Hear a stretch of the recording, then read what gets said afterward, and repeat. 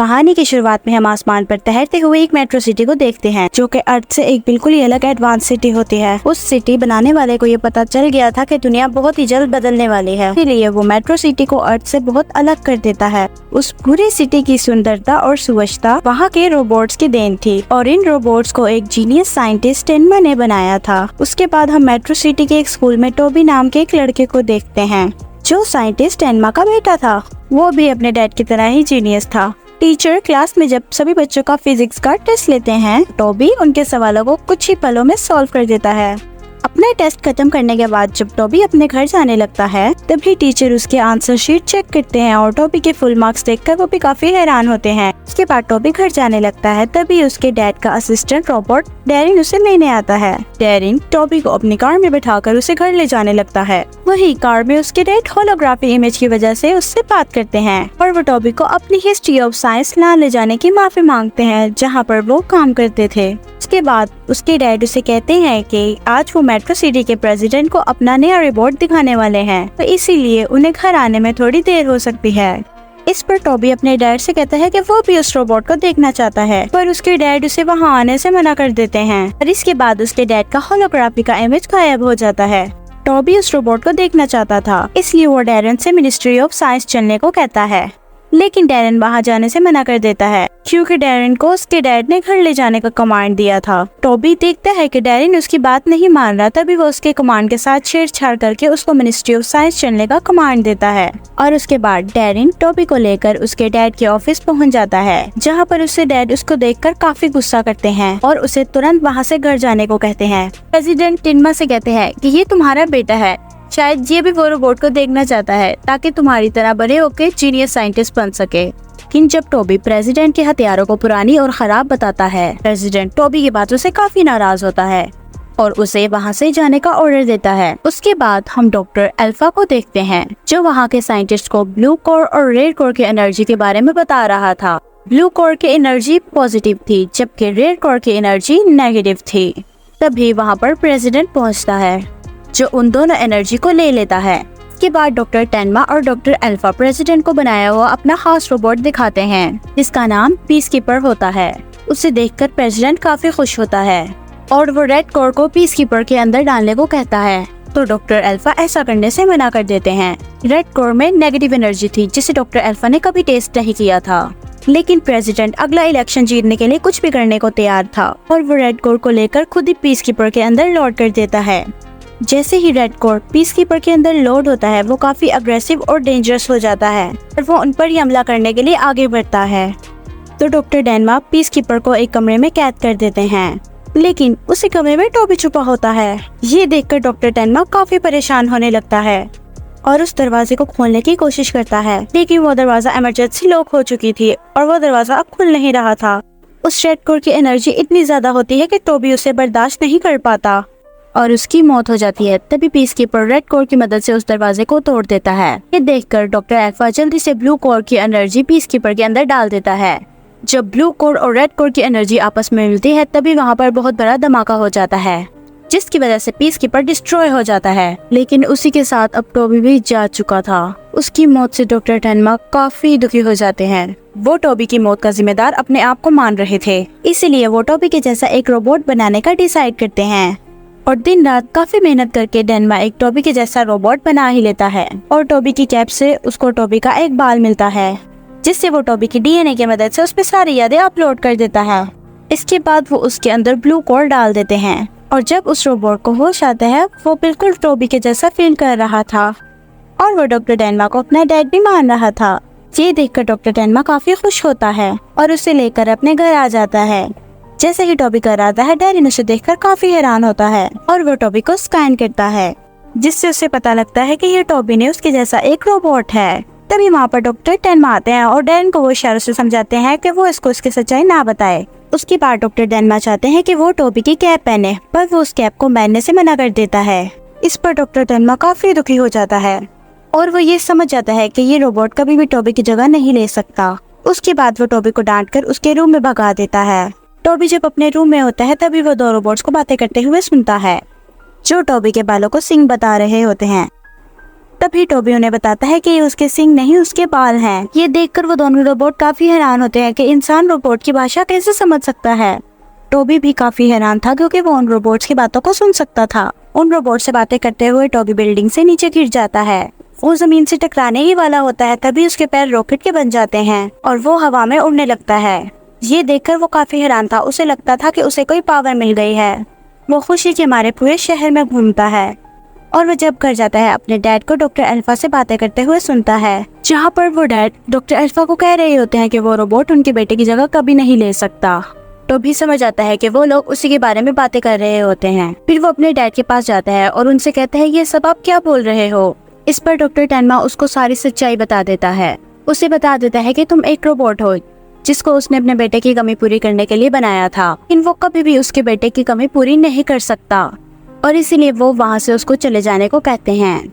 तो भी ये सब बातें सुनकर काफी उदास हो जाता है और वो वहाँ से चला जाता है। वहीं प्रेसिडेंट को उसकी जिप में ब्लू एनर्जी का सिग्नल मिलने लगता है जो कि टोबी से आ रही होती है। ये देखकर वो अपने कुछ रोबोट को टोबी को पकड़ने के लिए भेजता है। वो उसे पकड़ने की कोशिश करते हैं लेकिन टोबी ब्लू कोर की एनर्जी से काफी पावरफुल बन गया था, इसीलिए टोबी उन रोबोट्स की जिप्स को डिस्ट्रॉय कर देता है। ये देखकर प्रेसिडेंट टोबी पर मिसाइल से हमला कर देता है, जिसकी वजह से वो काफी कमजोर हो जाता है और वो मेट्रो सिटी से नीचे अर्थ पर गिर जाता है। और टोबी को जब होश आता है तो वहाँ पर बहुत सारे टूटे हुए रोबोट्स को देखता है जिन्हें मेट्रो सिटी से वहाँ पर फेंका गया था। टोबी को वहाँ पर एक ट्रैश कैन नाम का रोबोट मिलता है जो टोबी को एक ट्रैप में फंसा देता है। थोड़ी देर में वहाँ पर कुछ बच्चे आते हैं जो कि टोबी को देखकर काफी हैरान थे। दरअसल वो बच्चे टूटे हुए रोबोट्स को इकट्ठा करते हैं, लेकिन जब वो टोबी को देखते हैं तो उन्हें टोबी को देखकर लगता है कि वो एक इंसान है। उन्हीं बच्चों में कोराना नाम की एक लड़की होती है जो टोबी से पूछती है कि तुम्हारा नाम क्या है और तुम कहाँ से आए हो।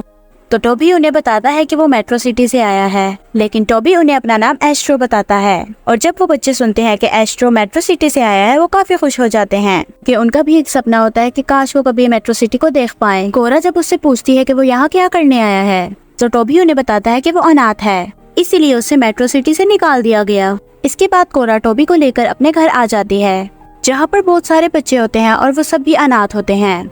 वहीं पर हमिंग नाम के एक आदमी को देखते हैं जो कि एक साइंटिस्ट होता है और उसी के लिए वो सारे बच्चे रोबोट्स के पार्ट्स इकट्ठा करते थे और हमिंग उन पार्ट्स के नए नए रोबोट्स बनाता था क्योंकि वो रोबोट्स बनाने का बहुत ही शौकीन था। हमिंग टोबी के साथ भी अपने बच्चों की तरह ही पेश आता है जिससे टोबी को बहुत अच्छा लगता है। अगले दिन टोबी सभी बच्चों के साथ रोबोट्स के पार्ट्स इकट्ठा करने के लिए जाता है। तभी ट्रैश कैन सबको टोबी की असलियत बताने की कोशिश करता है, लेकिन कोई भी उसकी बातों को समझ नहीं पाता। वहीं पर टोबी को एक बहुत बड़ा सा रोबोट दिखाई देता है। तभी वो कोरा को उस रोबोट को हमिंग के पास लेके जाने के लिए कहता है। तभी कोरा उससे कहती है कि ये 100 साल पुराना है और काफी भारा भी है, इसे हम लेकर जा नहीं सकते। और तभी टोबी उस रोबोट के अंदर जाता है और तभी उसको स्कैन करने के बाद पता लगता है कि इसमें क्या खराबी है।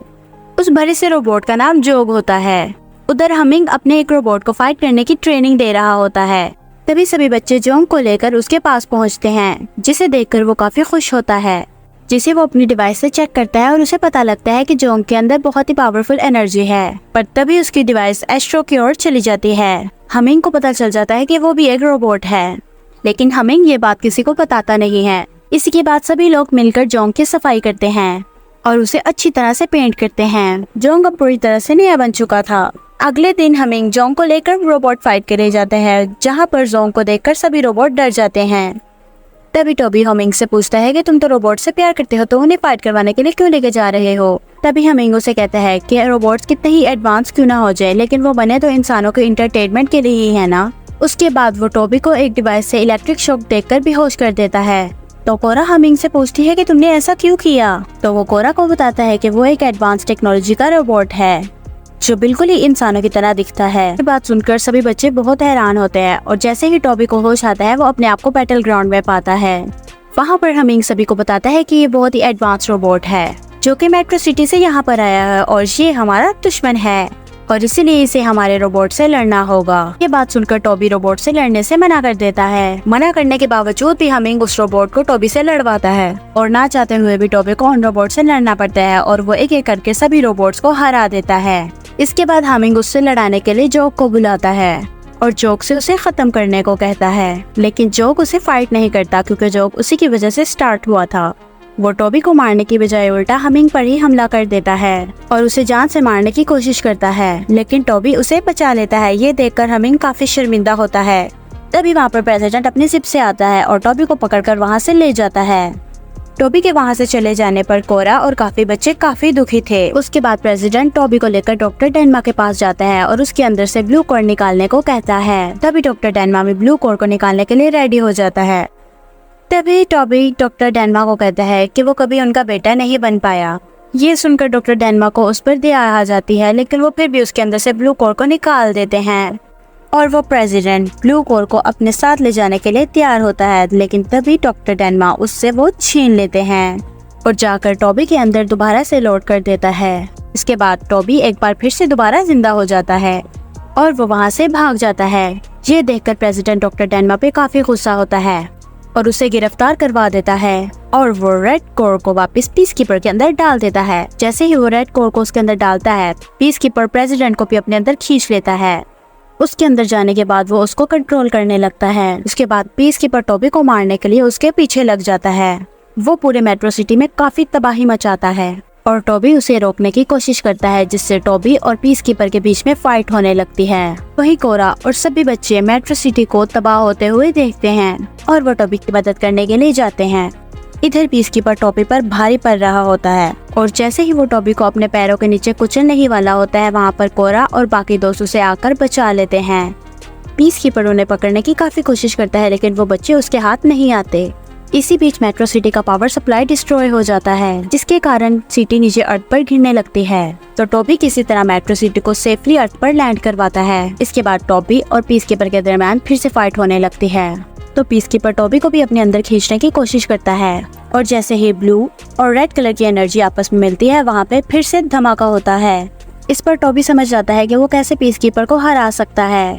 तभी वहाँ पर टॉबी के डैड आते हैं और उसे घर ले जाने लगते हैं, लेकिन तभी टॉबी देखता है कि वहाँ पर पीस कीपर ने उसके दोस्तों और कोरा को पकड़ा होता है। तो वो अपने दोस्तों को बचाने के लिए सीधा पीस कीपर के अंदर चला जाता है, जिससे ब्लू और कोर की एनर्जी फिर से आपस में मिल जाती है और वहाँ पर बहुत बड़ा धमाका होता है, जिसमें पीस कीपर मारा जाता है, लेकिन वो प्रेसिडेंट किसी तरह बच जाता है। तो उसे मेट्रो सिटी के ऑफिसर अरेस्ट कर लेते हैं। उधर टॉबी बेहोश हो गया होता है, जिसे देखकर सारे बच्चे काफी दुखी थे। फिर डॉक्टर अल्फा उन्हें बताता है कि टॉबी को ब्लू कोर की एनर्जी की जरूरत है।